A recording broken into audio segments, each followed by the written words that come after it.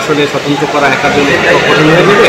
তাহলে যেহেতু তারা বলে ইনক্লুসিভ প্যানেল করতেছে এবং একই সাথে তারা আমাকে খুব আন্তরিকতার সাথে অনুরোধ করতেছে, সেই জন্য আমার আসলে জুলাই গণ অভ্যুত্থানে আমার এই চোখের দৃষ্টি হারানোর পর থেকে আমি আসলে চাকরির পড়াশোনা চালু করতে পারিনি, পরীক্ষাগুলো দিতে পারিনি। আমার বিভিন্ন চাকরির প্রিলিমিনারি পাস, যেমন বিসিএসের প্রিলিমিনারি পাস করেছি কিন্তু দিতে দিতে পারি।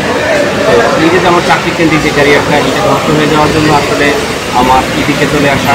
আমার মনে হলো যে যেহেতু আমি শিক্ষার্থীদের জন্য, জনগণের জন্য আন্দোলনে গিয়ে, তাদের অধিকার আদায়ের আন্দোলনে গিয়ে আহত হয়েছি এবং আমার ওই চাকরি কেন্দ্রিক যে ক্যারিয়ার, এটা ধ্বংস হয়ে গেছে। আমার মনে হলো যে শিক্ষার্থীদের দাবি দেওয়ার একটা কণ্ঠ হিসেবে আমি যেন এই জানাতে পারি বা আমি তাদের পক্ষ হয়ে কথা বলতে পারি, জনগণের জন্য আমি কাজ করতে পারি। তাদের দাবি, তাদের যে জুলাইয়ের যে আকাঙ্ক্ষা, নতুন বাংলাদেশের আকাঙ্ক্ষা, সেই বাংলাদেশের স্বপ্ন নিয়ে আমি যাতে তাদের পাশে থাকতে পারি, সেজন্য আসলে আমাদের আন্দোলন 1 জুলাই থেকে যে প্রতিদিন আমরা ক্যাম্পাসে এবং শাহবাগে এই যে আন্দোলনগুলো, এই আন্দোলনগুলোতে আমি প্রতিদিন ছিলাম।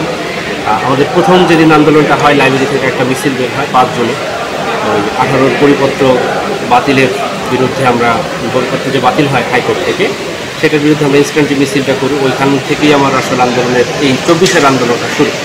এরপর আমি প্রতিদিন আন্দোলন ছিলাম। 17 তারিখে যখন আমরা এখানে কফিন মিছিল করি, কফিন মিছিল করার পরে ভালো অবস্থান নিয়ে চেষ্টা করেছিলাম আমরা, কিন্তু আসলে আমাদের বিদ্যুতের লাইন বন্ধ করে দিয়েছিল, পানির লাইন বন্ধ করে দিয়েছিল, কোনোভাবে আমরা হলে থাকতে পারি। তখন আমি মৌচাকে আমার এক ভাইয়ের মেসে থাকছিলাম ওই দিন 17 তারিখ রাতে। 18 তারিখ সকালবেলা আমরা প্রথম ইসলামপুর ইউনিভার্সিটির সাথে মৌচাকময় আন্দোলন করেছি। এরপরে আমরা রামপুরায় ব্রাক ইউনিভার্সিটির সাথে আন্দোলনে যোগ দিতে যাই। ওইখানে আমাদের মিছিলে গুলি করে, আমাকে খুব কাছ থেকে গুলি করে। আমার সারা শরীরে এখনও 86টা ছড়া গুলি। আমার চোখের 2টা ঢুকছে, যে জন্য আমি চোখে দেখি না। আমার চোখের যে গুলি 2টা ঢুকছে এখনও বের করতে পারি, এখনও ডিটেক্ট করে। আমার এখন পর্যন্ত 3টা অপারেশন হয়েছে, কোনোভাবেই চোখের এটা বের করতে পারে না এবং আমার চোখে তো যে আমি গতকাল মনোনয়ন তুলছি। আমার গতকাল সকাল 10টা পর্যন্ত আমার প্ল্যান ছিল আসলে স্বতন্ত্র দাঁড়াবে। এরপরে শিবিরের নেতারা আমার সাথে বেশ কয়েকবার যোগাযোগ করছে এর আগেও। গতকাল শিবিরের একেবারে কেন্দ্রীয় নেতারা আমাকে বেশ কয়েকবার অনুরোধ করছে যে ভাই, আমরা একটা ইনক্লুসিভ যোগ করতেছি, একটা প্যানেল করতেছি, তাহলে আপনি আমাদের প্যানেলে আসেন।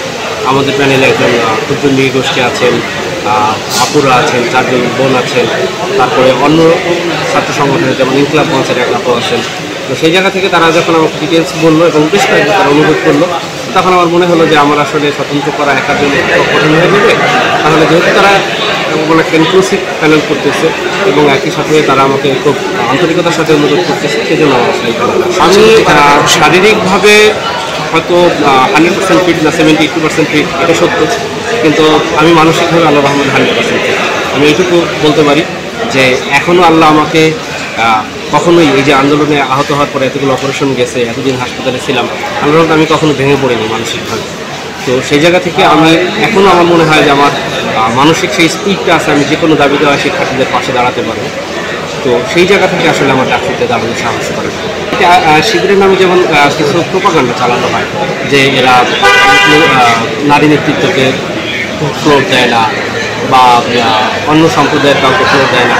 তো সেই জায়গা থেকে আপনি দেখেন 4 জন নারী নেত্রী এখানে আছেন, আমাদের ক্ষুদ্র নৃগোষ্ঠীর এক ভাই আছেন।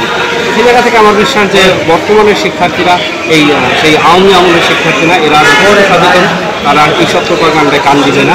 তারা তাদের যোগ্য প্রার্থীকে ভোট দিবে এবং তারা প্যানেল দেখবে যে আসলে শিবির যে একটা ইনক্লুসিভ প্যানেল দিয়েছে, এটা তারা মাথায়